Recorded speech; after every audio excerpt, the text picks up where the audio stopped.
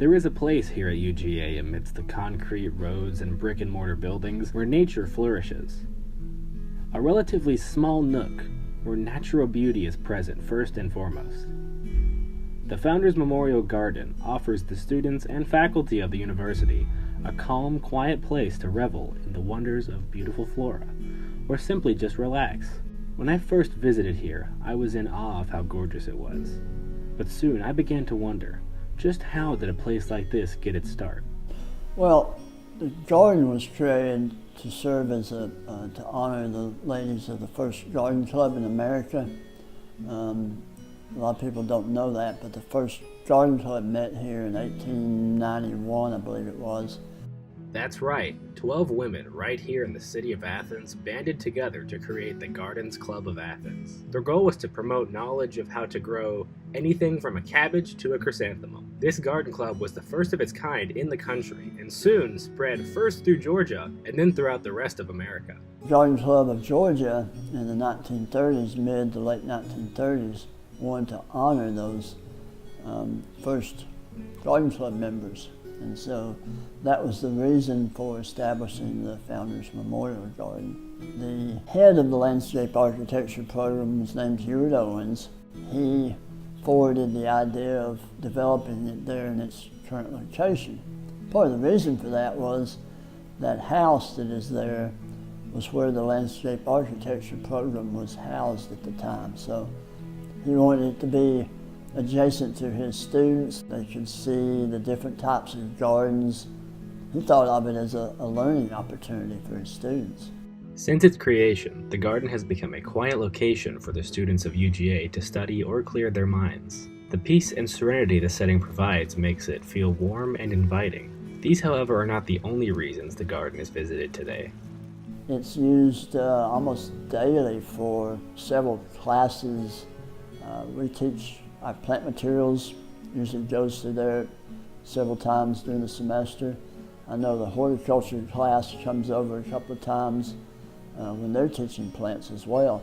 A lot of people obviously go there for a break, lunch. A couple of faculty people from the business school used to go there for lunch every day. I mean, you could almost set your watch when they would show up.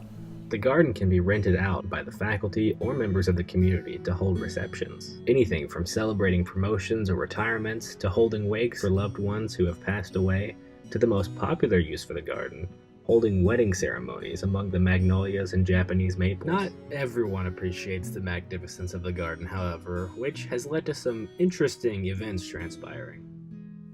The sundial that's in the boxwood garden, it was stolen. It's been stolen twice. First time was back in the 1960s, and it was found about 15 years later.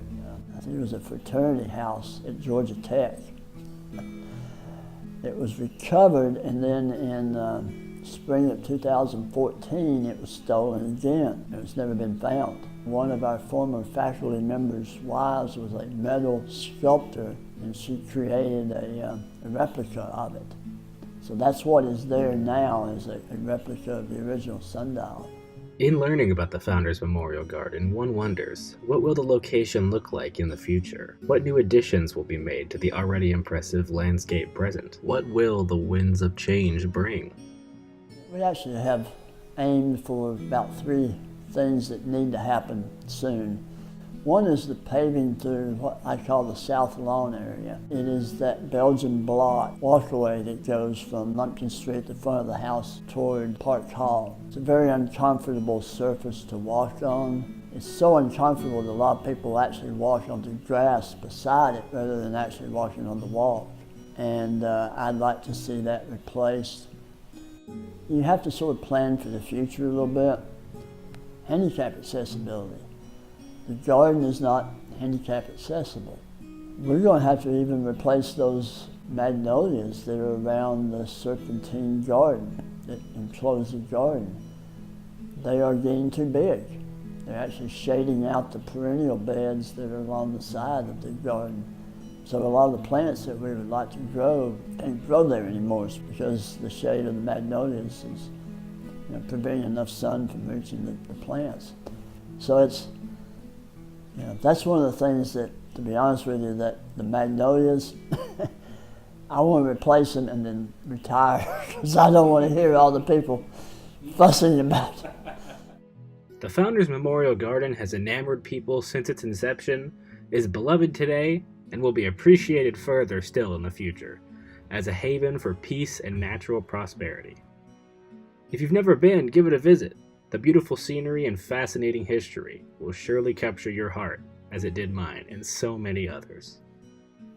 But I think everyone who visits the Founders Memorial Garden thinks it is probably unique among the places on campus. So it means a lot to a lot of people, and I think that kind of makes me feel good that people treasure it.